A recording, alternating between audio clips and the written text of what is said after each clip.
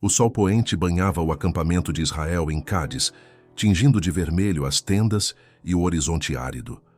Diante deles, a terra prometida parecia próxima, mas um obstáculo se erguia no caminho: as fronteiras de Edom. O povo, cansado da longa jornada, ansiava pela passagem rápida, e Moisés, em obediência ao Senhor, enviou uma mensagem respeitosa ao rei edomita. A voz da carta ecoava como um apelo de coração a coração. Assim diz teu irmão Israel: sabes todo o trabalho que nos sobreveio. Como nossos pais desceram ao Egito, e nós no Egito habitamos muitos dias. E como os egípcios nos maltrataram, a nós e a nossos pais. E clamamos ao Senhor, e ele ouviu a nossa voz e mandou um anjo, e nos tirou do Egito. E eis que estamos em Cádiz, cidade na extremidade dos teus termos. Deixa-nos, pois, passar pela tua terra. Não passaremos pelo campo, nem pelas vinhas, nem beberemos da água dos poços. Iremos pela estrada real. Não nos desviaremos para a direita nem para a esquerda, até que passemos pelos teus termos. O pedido era justo, o tom fraterno. Israel não se apresentava como inimigo, mas como irmão que buscava apenas passagem. Porém, a resposta foi dura, fria e ameaçadora. Do palácio de Edom ecoou a negativa: não passarás por mim, para que porventura eu não saia a espada ao teu encontro. O silêncio que seguiu essas palavras foi pesado como ferro. Moisés e os anciãos ficaram estarrecidos diante da recusa. A promessa de paz, de respeito, de não tomar nada que não fosse seu, parecia insuficiente para quebrar a dureza daquele coração. Ainda assim, insistiram uma segunda vez, em humildade, oferecendo até mesmo pagar pela água que bebessem. Subiremos pelo caminho igualado, e se eu e o meu gado bebermos das tuas águas, darei o preço delas. Sem fazer alguma outra coisa, deixa-me somente passar a pé. Mas o rei de Edom não se moveu. Sua resposta ecoou ainda mais firme: não passarás. Pelos desfiladeiros e colinas já se avistavam guerreiros edomitas armados, bloqueando cada entrada, cada atalho, prontos para lutar se Israel ousasse avançar. Era um cerco de intimidação, e o povo, cansado, murmurava em frustração. Contudo, Moisés não permitiu que a nação recorresse à violência. O caminho da espada não era o caminho do Senhor. Diante da barreira intransponível, Israel teve de aceitar o desvio. E assim, a jornada se estendeu em volta das terras de Edom, transformando a rota em um círculo mais longo, mais penoso, porém necessário. Deus estava ensinando ao seu povo que, mesmo diante da hostilidade e da recusa, seu propósito não pode ser frustrado, mas deve ser cumprido em submissão e fé. O povo caminhava em silêncio, sentindo o peso de cada passo extra dado no deserto. Os olhos fitavam a poeira do chão, enquanto o coração questionava: por que, Senhor, mais este fardo? No entanto, em cada curva da estrada, em cada desvio imposto, o Senhor moldava o caráter de Israel. Eles aprendiam que a promessa não seria conquistada por atalhos, nem pela força das armas, mas pela obediência e confiança. O contorno de Edom tornou-se símbolo de paciência e submissão, lembrando ao povo que a vitória que Deus oferece não é alcançada no tempo humano, mas no tempo divino. A estrada em torno de Edom se estendia como um rio de pedra e poeira, e o povo de Israel avançava com passos pesados, o coração carregado de frustração e murmúrios. Se tivessem confiado plenamente em Deus, se a fé tivesse sido imediata e firme, o capitão da hoste do Senhor os teria conduzido através das fronteiras de Edom sem medo, e o temor de Israel repousaria sobre os habitantes da terra, trazendo respeito e favor, em vez de hostilidade. Mas a hesitação do povo, sua demora em agir segundo a palavra divina, permitiu que a oportunidade se perdesse. Assim, enquanto ainda se queixavam e murmuravam, o tempo para um avanço seguro passou e a porta que poderia ter se aberto sobre eles foi fechada. Desde o Egito, Satanás incansável atuava para lançar obstáculos, atrapalhar o progresso e testar a fé de Israel, tentando desviá-los do propósito divino. É um princípio eterno. Agir com prontidão conforme a palavra de Deus é fundamental, pois os anjos do Senhor estão sempre prontos para defender e abrir caminhos para os fiéis. Porém, a demora ou hesitação abre espaço para a ação de anjos maus, para o surgimento de contendas, murmurações e incredulidade. Quando Deus ordena avanço, quando Ele deseja realizar grandes coisas através de seus servos, qualquer hesitação permite que Satanás interfira, despojando-os das bênçãos que já estavam preparadas. Moisés e o povo aprenderam que a prontidão de ação diante da providência divina não é apenas obediência, mas uma forma de proteção, uma forma de manter a vitória ao alcance de suas mãos e evitar que forças adversas se interponham. Nas instruções iniciais de Deus sobre Edom, ele declarou que o temor natural que o povo inspiraria aos edomitas não deveria ser usado para exploração ou agressão. Embora o poder de Deus estivesse ao lado de Israel e os edomitas pudessem facilmente se tornar presa, o Senhor ordenou: porém guardai-vos bem. Não vos entremetais com eles, porque vos não darei da sua terra nem ainda a pisada da planta de um pé. Porquanto a Esaú tenho dado a montanha de Seir por herança. Deuteronômio 2, 4, 5.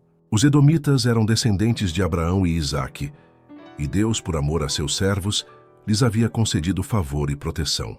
Eles estavam ainda sob o tempo da graça, devendo ser tratados com misericórdia. Enquanto Israel se preparava para conquistar Canaã, um povo cuja iniquidade havia se completado, Deus ensinava que a misericórdia precede o juízo, e que a compaixão deve guiar a ação antes da destruição, mesmo quando o poder está em suas mãos. O povo de Israel, caminhando sob o céu abrasador, sentia a tensão entre a pressa e a obediência.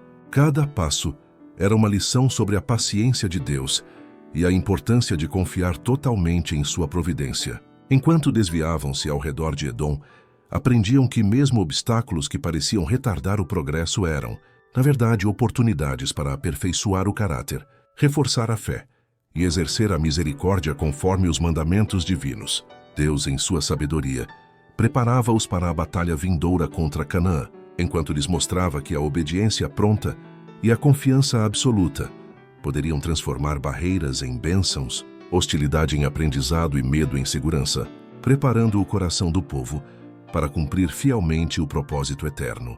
O deserto, antes já árido e implacável, parecia tornar-se ainda mais hostil à medida que Israel contornava Edom. Cada passo pelo terreno pedregoso era um lembrete da oportunidade perdida, da passagem que poderia ter sido bênção tanto para eles quanto para os habitantes da terra. Os edomitas, parentes de sangue, descendentes de Esaú, eram irmãos que poderiam ter sido tratados com bondade e cortesia.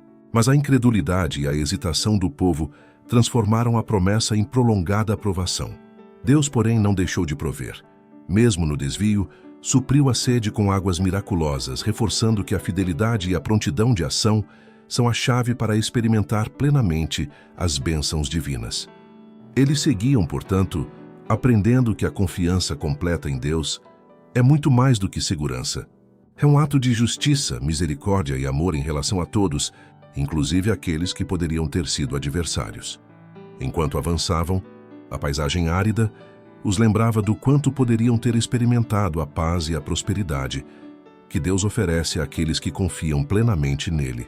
Cada desfiladeiro e cada colina era um testemunho silencioso de que a providência divina nunca falha, mas que a incredulidade humana pode prolongar a travessia e aumentar o peso da prova. As instruções de Deus eram claras: negociar com justiça, pagar pelo que recebiam, e jamais usar a força ou a fraude contra os edomitas, porque apesar da recusa inicial e da dureza do caminho, a lei divina exigia misericórdia, respeito e amor ao próximo.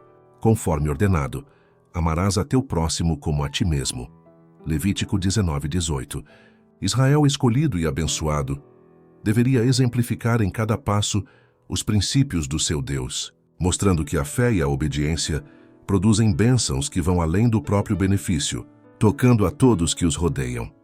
À medida que o povo avançava, a cordilheira de montanhas surgia à frente, impondo-se como um marco inevitável do destino e da história. Entre essas elevações, ergue-se o Monte de Hor, um lugar que se tornaria eterno na memória de Israel. Ali, Deus dirigiu a Moisés uma ordem que marcaria o fim de um ciclo de liderança. Toma a Arão e a Eleazar, seu filho, e faze-os subir ao Monte de Hor. E despe a Arão os seus vestidos, e veste-os a Eleazar, seu filho, porque Arão será recolhido e morrerá ali, Números 20, 25, 26. Era um ato solene, uma passagem de autoridade e responsabilidade que simbolizava a continuidade da obra divina entre o povo, mesmo diante da perda inevitável. O jovem Eleazar acompanhava os dois anciãos, testemunhando a importância da fidelidade, do caráter e da obediência em meio às transições inevitáveis da vida e da liderança. O caminho até o cume foi árduo. Moisés e Arão, com suas cabeças brancas pelo peso dos anos, 120 invernos de provações e triunfos, avançavam lado a lado com Eleazar, carregando não apenas o corpo e os mantos, mas também o legado espiritual de toda uma vida dedicada a Deus. Cada passo elevava-os acima do deserto, cada suspiro lembrava da imensidão do trabalho e da devoção que os definira. Suas vidas tinham sido tecidas com experiência e comunhão com o Ser Infinito. Cada provação e cada honra moldaram suas capacidades, firmaram seu caráter e intensificaram suas afeições. O rosto de Arão refletia nobreza e serenidade, enquanto Moisés, apesar do peso da liderança, mantinha a firmeza intelectual e espiritual que o havia sustentado em incontáveis momentos de decisão, provando que a verdadeira grandeza reside na fidelidade inabalável ao propósito de Deus e no amor abnegado pelos semelhantes. A subida do Monte de Or prosseguia lenta, pesada, mas carregada de significado. Moisés e Arão, companheiros inseparáveis há tantos anos, moviam-se com cautela, conscientes de que cada momento juntos era precioso, pois o tempo da separação aproximava-se inexoravelmente. Suas conversas, pausadas entre suspiros de cansaço, misturavam memórias do passado com reflexões sobre o futuro do povo. Abaixo, estendia-se o acampamento de Israel, vasto e movimentado, testemunho silencioso das incontáveis provações, cuidados e sacrifícios que esses dois líderes haviam oferecido. Além das montanhas de Edom, o caminho conduzia à terra prometida, cuja bênção jamais lhe seria fruída. Apesar da tristeza que pesava sobre seus corações, nenhum gesto de revolta se manifestava. A dor era serena, refletida apenas nos semblantes marcados pelo tempo e pela responsabilidade. Uma tristeza solene pela herança que não lhe seria concedida. A vida de Arão, sacerdotemente dedicada ao serviço de Israel, estava prestes a ser concluída. Aos 83 anos, Deus o chamara para unir-se a Moisés na missão de libertar e guiar o povo. Desde então, Arão sustentara Moisés em batalhas, ministrara na presença divina no Sinai, fora consagrado sumo sacerdote e intercedera pelo povo em momentos de juízo. Seu ofício exigia sacrifício, paciência e fé inabalável, mesmo diante da morte de seus filhos, e ele não murmurou. Porém, sua trajetória fora manchada pelo pecado, a criação do bezerro de ouro, a inveja e murmuração ao lado de Miriam contra Moisés e a desobediência na rocha de Cádiz. Cada falha, embora grave, destacou ainda mais a responsabilidade de representar a santidade e a justiça de Deus, lembrando que mesmo os maiores líderes são humanos, sujeitos à tentação e à correção divina. O ofício de Arão refletia a magnitude do sacerdócio de Cristo, antecipando seu papel como sumo sacerdote eterno. Ele carregava sobre o peito os nomes das tribos de Israel, mediando entre Deus e o povo, entrando no lugar santíssimo no dia da expiação não sem sangue, Hebreus 9:7, e voltando para abençoar a congregação. Sua função exigia caráter elevado, firmeza espiritual e devoção sem reservas, tornando seu pecado em Cádiz especialmente grave. Não apenas por desobedecer, mas por ocupar posição de representante do santo, tornando cada falha um exemplo da seriedade do pecado, quando cometido por aqueles que conduzem outros ao serviço divino. A história de Arão é, portanto, um poderoso lembrete de que a grandeza em Deus envolve fidelidade, humildade e a constante necessidade de arrependimento, mesmo para aqueles que desempenham os mais altos ofícios espirituais. Enquanto galgavam o monte, o vento frio soprava sobre os dois irmãos, e o jovem Eleazar, e a visão do deserto abaixo, parecia refletir as lutas, vitórias e perdas de toda uma vida. Cada passo era pesado, mas carregava em si a presença de Deus, a história de liderança e intercessão, e a promessa de continuidade através de Eleazar. O povo de Israel espalhado pela planície mal percebia a magnitude daquele momento, o fim de um ciclo, a transferência do sagrado ofício e a demonstração de que, embora falhos, líderes fiéis são instrumentos do propósito divino. O Monte de Hor não seria apenas o lugar de despedida de Arão, mas um palco para ensinar gerações futuras sobre obediência, sacrifício e a seriedade de representar a vontade de Deus, mesmo diante da mortalidade e da falibilidade humana. O momento da transição chegou com uma solenidade silenciosa e pesada. Moisés, com profundo pesar, removeu as santas vestes de Arão e as colocou sobre Eleazar, seu filho, cumprindo assim a determinação divina de sucessão. Pelo pecado cometido em Cádiz, Arão fora privado do privilégio de oficiar na terra prometida e consagrar a herança de Israel com seu primeiro sacrifício. Seu lugar permaneceria, portanto, como um lembrete do peso do erro e da seriedade de cada ação. Moisés, por sua vez, continuaria guiando o povo até vislumbrar Canaã, sem adentrar nela. A história, refletida naqueles instantes, mostrava que um único ato de desobediência ou hesitação podia mudar o curso de uma vida inteira. A lição era clara: nenhum erro pode ser desfeito. E mesmo o trabalho de toda uma existência não recupera o que se perde por um simples momento de falha ou descuido diante de Deus.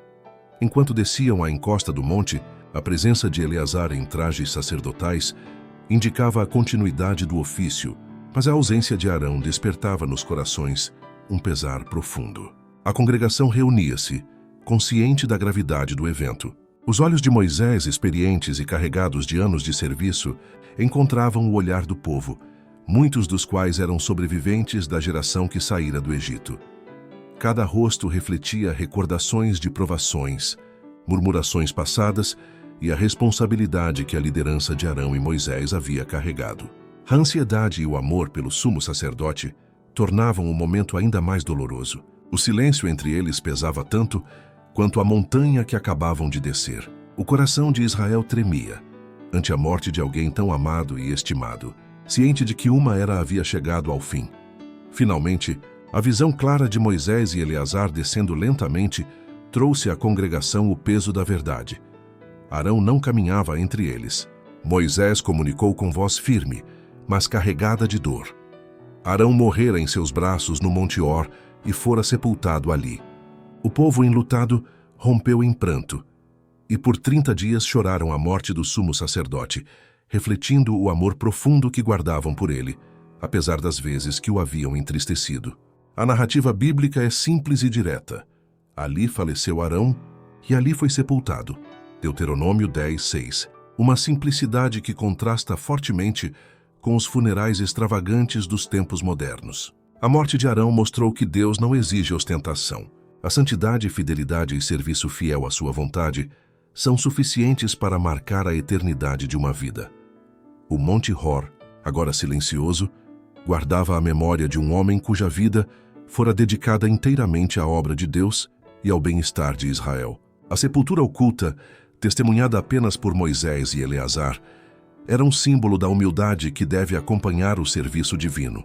Não havia pompa, apenas o reconhecimento da obra, da fidelidade e do caráter do sumo sacerdote.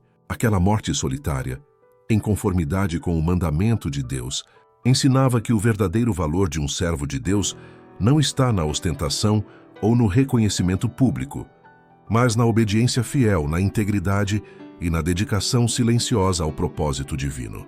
Israel, contemplando a ausência de Arão, aprendia que a liderança que honra a Deus é marcada pela humildade, responsabilidade e profunda devoção, deixando uma herança de fé e exemplo que transcende gerações. A ausência de Arão deixou o povo de Israel envolto em luto, mas nenhum coração sentiu tanto quanto o de Moisés, o companheiro de tantas jornadas, que compartilhara não apenas as responsabilidades do ofício, mas também as alegrias e tristezas, esperanças e receios, estava agora ausente para sempre. Moisés compreendia que sua própria vida estava chegando ao fim. O fim de sua liderança se aproximava, e a solidão diante do povo tornava-se ainda mais pesada. No entanto, mesmo envolto em dor e saudade, apoiou-se firmemente em Deus, confiando que, embora o braço humano pudesse falhar, A providência divina jamais deixaria de sustentar a missão que lhe fora confiada. A perda de Arão era dolorosa, mas fortalecia a fé de Moisés na contínua presença de Deus, lembrando-lhe que a obra depende mais do Criador do que de qualquer homem. Mal haviam deixado o Monte Hor, e os desafios continuaram. Israel enfrentou Harade, um dos reis cananeus, e ainda que fracos e fatigados buscou auxílio no Senhor. A vitória foi concedida, mas em vez de gratidão e humildade, o povo se encheu de orgulho e presunção. O êxito militar reacendeu o velho hábito de murmuração e insatisfação, pois não compreendiam que a longa peregrinação havia sido necessária para preparar corações e fortalecer a fé. Recordações amargas da recusa dos espias, quase 40 anos antes, envenenavam suas mentes, fazendo-os acreditar que poderiam ter conquistado a terra prometida sem espera. A história repetia-se. Bênçãos e milagres eram interpretados como meros instrumentos de conquista, e não como manifestações da graça e direção de Deus. À medida que prosseguiam para o sul, atravessando vales escaldantes, sem sombra ou vegetação, o cansaço e a sede cobravam seu preço. O povo de Israel, em vez de manter a fé e paciência, deixou-se consumir pelo descontentamento. Cada passo se tornava lembrança das privações. Cada pedra do deserto, lembrança da perda de oportunidades que surgiram da desobediência passada. Se não tivessem murmurado quando a água faltou em Cádiz, a longa volta ao redor de Edom poderia ter sido evitada. Se tivessem confiado plenamente, a jornada teria sido marcada por gratidão e não por amargura. Mas a incredulidade enraizou-se nos corações, obscurecendo a memória das misericórdias divinas e transformando a condução de Deus em motivo de murmuração e insatisfação. O povo comparava constantemente o presente com o passado, esquecendo os milagres que os libertaram do Egito. A liberdade e a direção divina pareciam-lhes agora fardos, e a terra prometida, distante e inacessível, tornava o deserto ainda mais amargo. Em suas mentes, a opressão do Egito, outrora intolerável, parecia agora um lugar mais seguro, mais desejável do que a liberdade e as promessas que Deus lhes reservava. Assim, as dificuldades que enfrentavam tornaram-se motivo de amargura, não de gratidão. Cada revés, cada prova, cada passo árido do deserto reforçava o esquecimento da providência divina e alimentava pensamentos de descontentamento, transformando uma jornada guiada por amor e misericórdia em uma repetição de murmurações, a insatisfação que obscurecia os caminhos do Senhor. Espírito de murmuração que permeava o acampamento de Israel agora se manifestava de forma aberta e amarga. O povo, insatisfeito com sua jornada pelo deserto, começou a encontrar defeitos mesmo nas bênçãos que Deus continuamente lhes concedia. E o povo falou contra Deus e contra Moisés: "Por que nos fizeste subir do Egito, para que morrêssemos neste deserto? Pois nem pão nem água há, e a nossa alma tem fastio deste pão tão vil." Números 21, 5. Cada palavra ressoava como ingratidão diante da fidelidade divina, ignorando os incontáveis milagres que lhes permitiram sobreviver em um ambiente hostil, repleto de serpentes ardentes, escorpiões e a escassez extrema de água, conforme lembrava Moisés. Grande e terrível deserto de serpentes ardentes e de escorpiões e de secura, em que não havia água. Deuteronômio 8:15. Apesar das queixas, Moisés apresentou-lhes o peso do pecado de sua incredulidade. Durante todas as jornadas, foram guardados por milagres. A água para saciar a sede, o pão do céu para saciar a fome, a sombra da nuvem durante o dia, a coluna de fogo à noite. Anjos ministravam a cada passo, protegendo-os contra feras e répteis venenosos, e apesar das dificuldades, a força física permanecia intacta. Seus pés não inchavam, suas roupas não se desgastavam, e o Senhor subjugava os perigos à sua frente. Ainda assim, eles persistiam em murmurar, esquecendo os incontáveis sinais do amor e da providência divina. Era necessário que experimentassem a severidade do castigo para reconhecer a importância de humildade, arrependimento e confiança em Deus.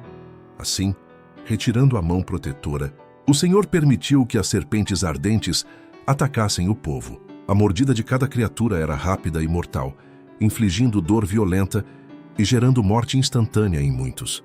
O acampamento mergulhou em terror e confusão. Em quase todas as tendas havia feridos ou mortos. O silêncio da noite era quebrado por gritos angustiantes, enquanto homens e mulheres lutavam para salvar os sobreviventes. Cada esforço era marcado pelo cuidado torturante de proteger os que ainda não haviam sido picados. A murmuração cessou. Diante da dor extrema, as queixas contra Moisés e contra Deus se tornaram insignificantes. O povo, humilhado e consciente de seus erros, voltou-se com arrependimento para Deus. Aproximaram-se de Moisés com palavras sinceras.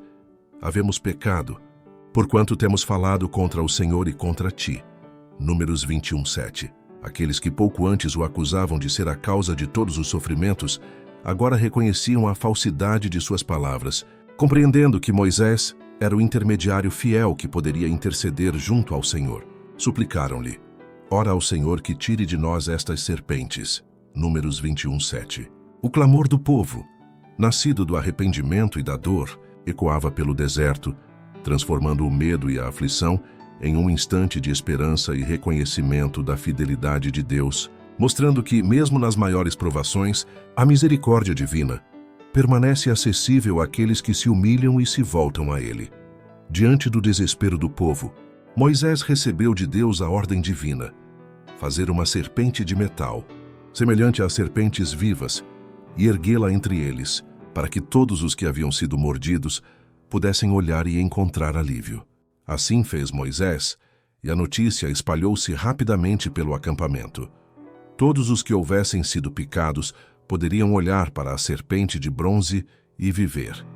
Muitos, já vencidos pela incredulidade, não acreditaram que um simples olhar traria cura, e pereceram.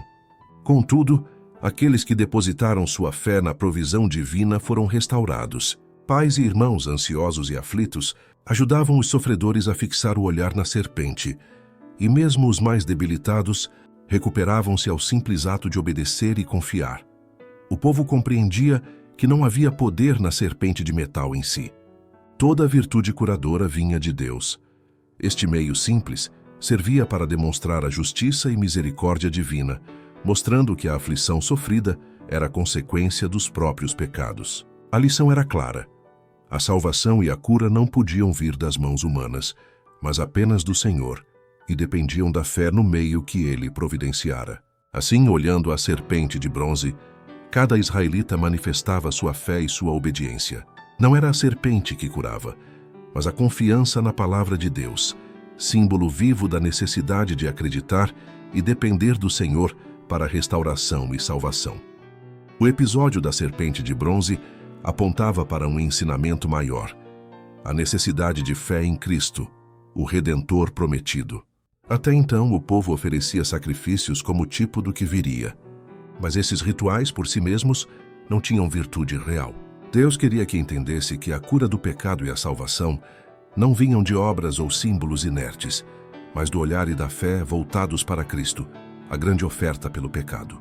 Assim como Moisés erguera a serpente no deserto, assim foi levantado o Filho do Homem, para que todo aquele que nele crê não pereça, mas tenha a vida eterna. João 3, 14 e 15. A fé, e não o objeto ou o ritual, era o canal da vida e do perdão. Todos os que vivem sobre a terra estão sujeitos à picada mortífera da antiga serpente, chamada o diabo e Satanás. Apocalipse 12, 9. O veneno do pecado só pode ser vencido pela provisão divina, que é Cristo. Ao olhar para a serpente, os israelitas demonstravam fé, confiando no meio que Deus providenciara. Assim, suas vidas eram preservadas. De igual modo, o pecador arrependido volta seu olhar para Cristo e encontra perdão e salvação. Diferente do símbolo inanimado, Cristo possui virtude e poder reais para curar e restaurar, oferecendo vida eterna a todos que nele creem. A lição do deserto transcende o tempo. Fé, confiança e obediência à provisão de Deus são a chave para viver, mesmo diante do pecado e da morte. Embora o pecador não possa salvar-se por seus próprios méritos, há algo essencial que ele deve fazer: aproximar-se de Cristo. O Salvador declarou: "O que vem a mim de maneira nenhuma o lançarei fora." João 6,37. Devemos ir a Ele com arrependimento, confiando que Ele nos aceita e perdoa. A fé é dom de Deus, mas a faculdade de exercê-la é nossa responsabilidade. É a mão pela qual a alma se apodera das ofertas divinas de graça e misericórdia, mostrando que não há salvação fora do poder de Cristo. Assim como os israelitas tiveram de olhar para a serpente de bronze para serem curados, o pecador deve olhar para Jesus em fé para ser restaurado, reconhecendo que somente sua justiça é suficiente para garantir redenção. Nada além da justiça de Cristo pode conceder direito às bênçãos do concerto da graça. Muitos tentaram obtê-las confiando em suas próprias ações, mas sem fé em Jesus, permanecem sem salvação. Não devemos olhar para nossos méritos ou esforços humanos. Eles são insuficientes. Cristo é a nossa única esperança. Debaixo do céu nenhum outro nome há, dado entre os homens pelo qual devamos ser salvos. Atos 4:12. Confiando inteiramente nele, contando com seus méritos e aceitando sua provisão para o perdão do pecado, receberemos todo o auxílio e graça que precisamos. A salvação é um ato de confiança, não de obras humanas. Mesmo diante da necessidade evidente, muitos israelitas hesitaram, contemplando os moribundos e feridos ao seu redor, lamentando-se em vez de agirem. Assim também ocorre com o pecador que reconhece sua condição, mas se perde em lamentações ou dúvidas. Ele precisa, primeiro, olhar para Cristo em fé. A cura e a vida vêm quando confiamos nos méritos do Salvador e não nos deixamos consumir pela análise ou pelo medo. Jesus prometeu salvar todos os que a ele se aproximarem. Ninguém que confiar nele será deixado perecer. Olhar em fé é agir. A hesitação diante da provisão divina pode custar a vida espiritual, assim como teria custado a vida física aos que duvidaram diante da serpente no deserto. Muitos hoje buscam explicações completas do plano da salvação antes de aceitar Cristo, recusando o olhar da fé, embora vejam evidências claras de que Ele opera para salvar e restaurar. Vagueiam por labirintos filosóficos, tentando encontrar razões que jamais os satisfarão, enquanto ignoram os sinais que Deus lhes dá. Assim como os que foram picados pelas serpentes não poderiam perder tempo debatendo antes de olhar, o pecador deve agir imediatamente, colocando confiança em Cristo. A fé exige decisão e ação. Primeiro olhamos, depois recebemos vida. É o simples ato de confiar que garante salvação, mostrando que a eficácia da graça de Deus depende de nossa prontidão em crer e agir, e não da compreensão completa de todos os mistérios divinos. Enquanto a história do deserto e da serpente de bronze se encerra diante de nós, fica claro que a fé em Cristo não é apenas um conceito, mas uma ação viva. Olhar, confiar e receber a vida que Ele oferece.